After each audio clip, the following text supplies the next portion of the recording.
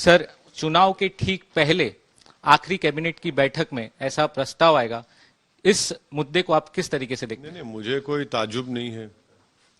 भाजपा की पुरानी ये आदत है, सही पकड़े हैं। इस तरह के मुद्दों को उठाती है अपनी सियासी रोटी सेकने के लिए। मुझे इस पर कोई ताज्जुब नहीं है। ये तो उनका एक तो एक्सपेक्टेड था कि और करेंगे, और बहुत सी चीजें करेंगे।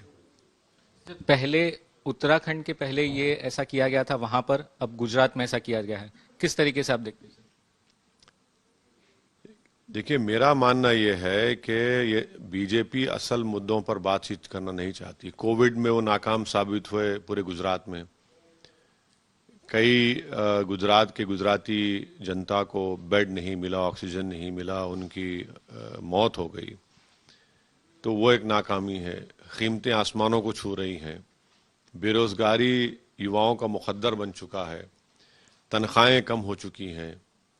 लोग रोजगार को तलाश ही नहीं कर रहे हैं।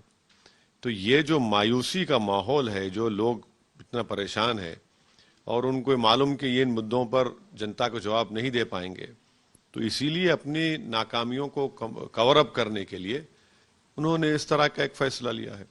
सर, आप एक खुद बैरिस्टर है और इस लॉ के बारे में आप अच्छे से बता भी सकते हैं, लेकिन क्या आप इसको मुस्लिम या ट्राइबल विरोधी लॉ समझते हैं? तो हमारा पूछना बोलना यही है कि गुजरात में तो कैसे एक्सेप्ट करेंगे उसको? हमने तो कॉन्स्टिट्यूशन में उनको प्रोटेक्शन दिया है। ट्राइबल लोगों के कल्चर को कॉन्स्टिट्यूशनल प्रोटेक्शन है उनको। कैसा करेंगे आप? छोटू भाई वसावा राजी हो जाएंगे क्या? जो ट्राइबल लोग, जो दूसरे बीजेपी में जो ट्राइबल लोग हैं, वो राजी हो जाएंगे इस यूनिफॉर्म सिविल कोड को? फिर डिस्टर्ब एरियाज एक्ट क्यों है यहां पर? अच्छा, कौन सा स्कूल ऑफ थॉट होगा? दया बागा होगा, मिताक्षरा होगा? आपने शराब पे तो पाबंदी लगा दी कागज पे, मगर लोग शराब पी के मर भी रहे हैं गुजरात में। ये असल मुद्दों पर क्यों नहीं बात करते? तो इनकी पुरानी आदत है। और फिर विल का जो पावर है, उसको आप निकालेंगे क्या? विल पावर को खुद लॉ कमीशन ने कहा कि यूनिफॉर्म सिविल कोड की इस देश को भी जरूरत नहीं है। सर, क्या आपको लगता है कि हर कोई पॉलिटिकल पार्टी गुजरात चुनाव से पहले ठीक हिंदू कार्ड खेलने की कोशिश कर रही है? तो ये तो करती है ना बीजेपी। अब तो बीजेपी के साथ साथ दूसरी पार्टियां भी कर रही हैं। जनता माफ नहीं करेगी। अब अकेले बीजेपी नहीं है, भाजपा नहीं है, तो सब मिलके कर रहे हैं इसमें। तो आम आदमी पार्टी ने भी ठीक जो हिंदू देवी देवताओं के फोटो नोट्स पर लाने की बात की है, क्या इसे भी आप गुजरात चुनाव से जोड़कर देखते हैं? देखिए, जो बिल्किस बानो पर अपनी जबान नहीं खोल सकते, वो नोटों के बारे में बात कर रहे हैं, तब क्या बोलेंगे? जो आइडियोलॉजिकली भाजपा को अपोज नहीं कर रहे हैं, आप इन चीजों की बात कर रहे हैं। तो मेरा मानना यह है कि भारत की राजनीति की एक तल्ख हकीकत यह है, रियलिटी है, यह है कि कोई भी मुस्लिम समुदाय की बात करने को तैयार नहीं है। और जो अपने आप को सो कॉल्ड सेकुलर कहते हैं, वो तो कतराते हैं। वो तो चाहते भी नहीं है कि मुसलमान उनके करीब भी दिखें। वो बस ये बोलते हैं कि बस आप हमको वोट दो, भाजपा को हराना है, बस हमारे करीब मत आओ। इनविजिबल करके रख दिया। और इसका क्रेडिट जाता है देश के प्रधानमंत्री को कि उन्होंने जो पॉलिटिक्स की 8 साल में, उनको ये लग रहा है कि भाई अब मोदी को हराने के लिए हमको सबसे बड़ा हिंदुत्व का लीडर बनना है। तो इसलिए भारत की 20 करोड़ की आबादी को वो पॉलिटिकली इररिलेवेंट और इनविजिबल करके रख दिया, क्योंकि तुम्हारे वोट की अहमियत नहीं है, तुम्हारी जरूरत नहीं हमको। तो ये एक रियलिटी है जिसको भारत से जिसको मोहब्बत है, उन सबको समझने की जरूरत है।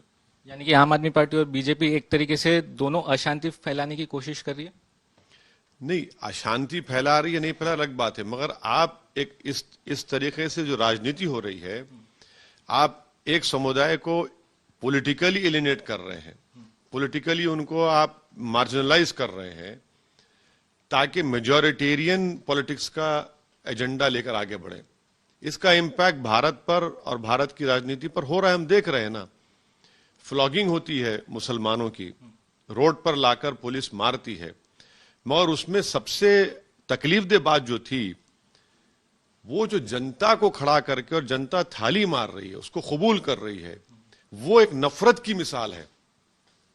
पुलिस को तो कोई इख्तियार नहीं है किसी को लाके मारने का, मगर पुलिस तो करती है, पुलिस ने किया। ये सरकार का काम था रोकना, सरकार तो दिखा दिया कि मुसलमानों से इस तरह ट्रीटमेंट हम करेंगे, मगर जनता को बिठाकर जनता के सामने उन लोगों की बेइज्जती करना, उनको इस तरह से मारपीट करना, तो क्या इज्जत रहेगी मुसलमानों की, बताइए आप।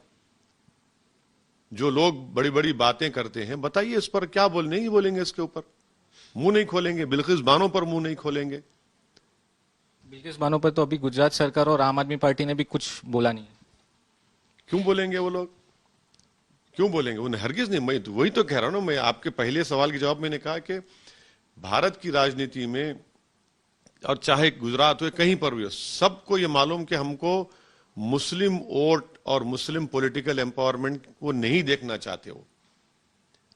मुसलमानों को एक इनविजिबल करके छोड़ दिया, और मैं इस मुबारकबाद देता हूं भारत के प्रधानमंत्री को कि उनकी राजनीति की वजह से ये सब उनके नक्शे कदम पर चल रहे हैं। सर, एक आखिरी सवाल, आम आदमी पार्टी का एक कैंडिडेट है जो गुजरात के सूरत में से हवाला के पैसे के साथ पकड़ा गया है, उसकी जांच इनकम टैक्स भी कर रही है। क्या आपको लग रहा है कि ये जो पार्टियां आ रही है वो हवाला के पैसे जिस तरीके से इस्तेमाल किए जा रहे हैं, क्या कहिए इसके ऊपर? जांच होनी चाहिए। जब पैसे पकड़े गए हैं तो जांच होनी चाहिए, कहां से आए पैसे, किधर से आए। जो बड़े बड़ी दावे करते हैं, कितना पैसा पकड़ा गया? 20 लाख कैश, और पुलिस का कहना है कि और 20 लाख पहले भी आ चुके हवाला के। तो बिल्कुल जांच होनी चाहिए, बिल्कुल जांच होनी चाहिए, ये तो मालूम होना चाहिए। बहुत बहुत